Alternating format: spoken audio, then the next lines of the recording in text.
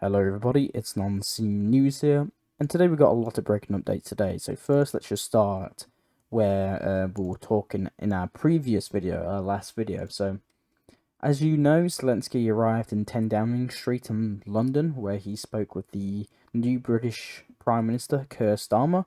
So, they talked about a lot of things, and now the outcome of their meeting is public. So the UK will hand to Ukraine a 15-year, 2.5 billion loan for military weaponry. But in addition, Ukraine has stated that the UK won't help Ukraine strike deep into Russia. So this was stated by the new Defence Secretary of State in Britain. So the UK Defence Secretary, John Healey, has refused to give Kiev permission to fire long-range missiles deeper into Russian territory. So very interesting. Also, we got news from the British Prime Minister that he stated on X on a tweet that he stated, "I won't allow Russia's shadow fleet of oil tankers and the dirty money it generates to flow freely through European waters and put our security at risk. Ukraine is and always will be at the heart of the government's agenda." So I don't know what he means about this. Maybe we could see the British Navy fleet be on high alert, maybe in the North Sea, in the Norwegian Sea, and I don't know what's going to happen, but we could probably expect something to happen in the North or Norwegian Sea by the British fleet. So, as you probably know, Donald Trump had a phone call with Zelenskyy. So the former US president posted on his social media that he stated that he had a phone conversation with Zelenskyy, and he said if Trump said if he's re-elected, he would end the conflict and bring a peace to the world. He also stated this phone call was a very good phone call. So we'll see what happens, and both sides are calling this a good phone call. So we'll see what happens. And probably the biggest news coming today is coming from the Secretary of State, Blinken.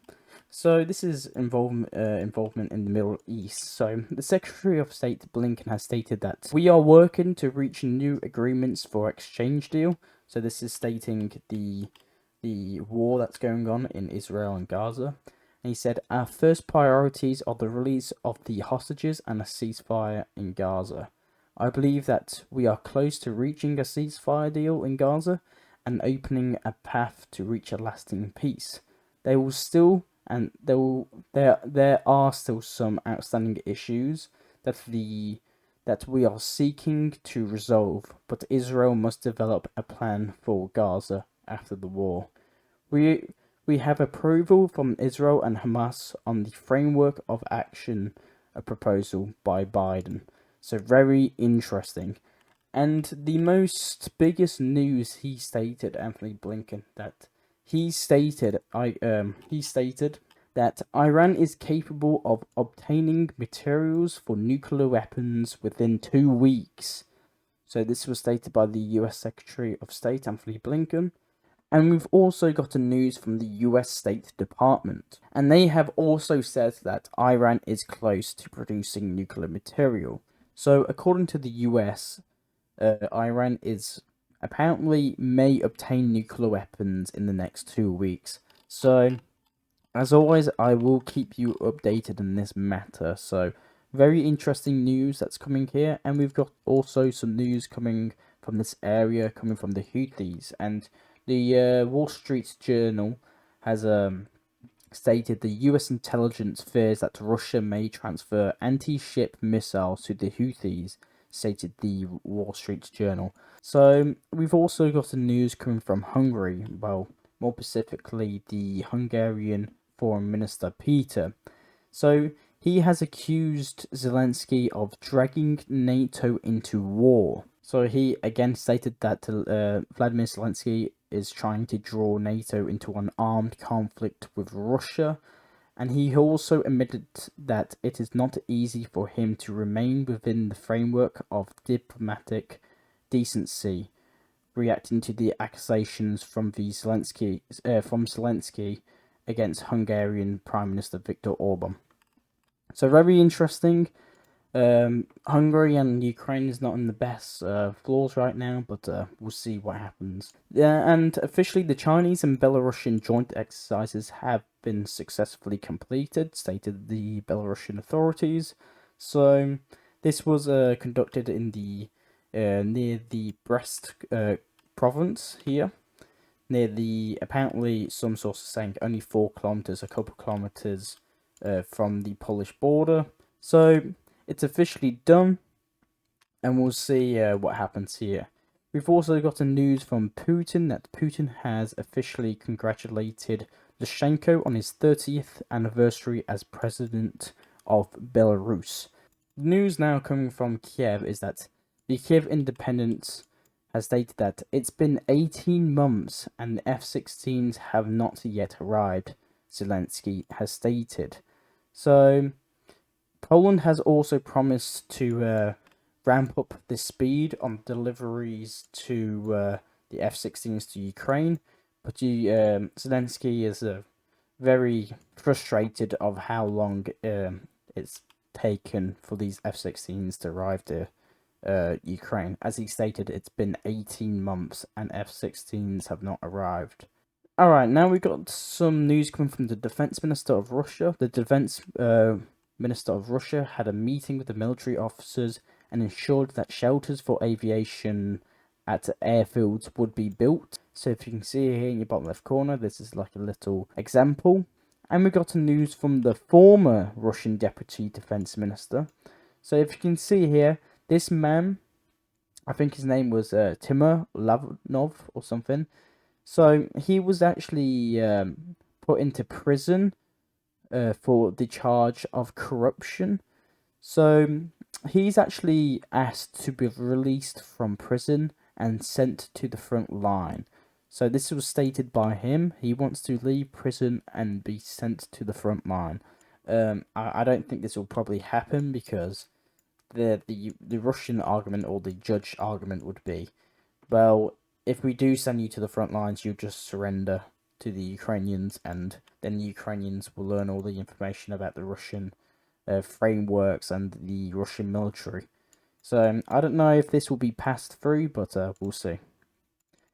Now we've got going to Donetsk. So this is a weird footage that I've actually gotten my hands on. So if you can see here, this is a tank with like a Tsar style protection. So if you can see here, it's like a hedgehog spikes on the surface.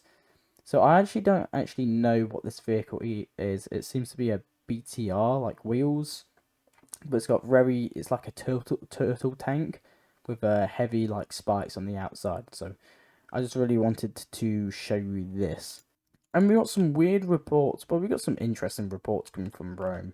So the Italian Ministry of Transport issued a Ukrainian man from Mariupol a driver's license with Mariupol attributed to Russia. So if you can see here in bottom left corner, so if you can see his ID's driving license, it says Mariupol RUS, as in Russia.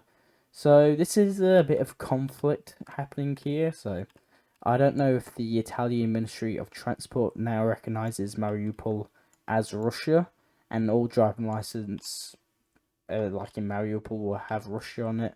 So it's very interesting that the Italian Ministry of Transport issued this ID with the RUS Russia on it. So very interesting report. And the last news, well, the last part of the news is coming from Vietnam. So the General Secretary of the Communist Party of Vietnam, Nguyen Yen, has passed away at the age of 80. So this is the General Secretary, or was the General Secretary of the Communist Party of Vietnam. He has passed away.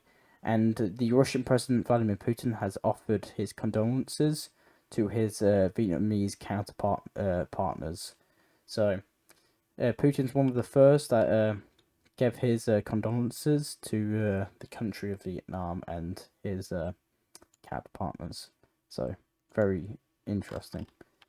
Now we're getting news from Taiwan that Taiwan has confirmed exercise with Japan. So apparently, the Japanese and Taiwan had like a little military exercise. So very interesting. But that's all I have for you today. I am Non-Scene News. I'll try and provide you the news that medias around the world do not show you. I do these videos hopefully daily, and so consider supporting the channel. So maybe subscribe and like, perhaps becoming a member of the channel. This would be really appreciated. Thank you everyone for watching, and I'll see you all later. Bye.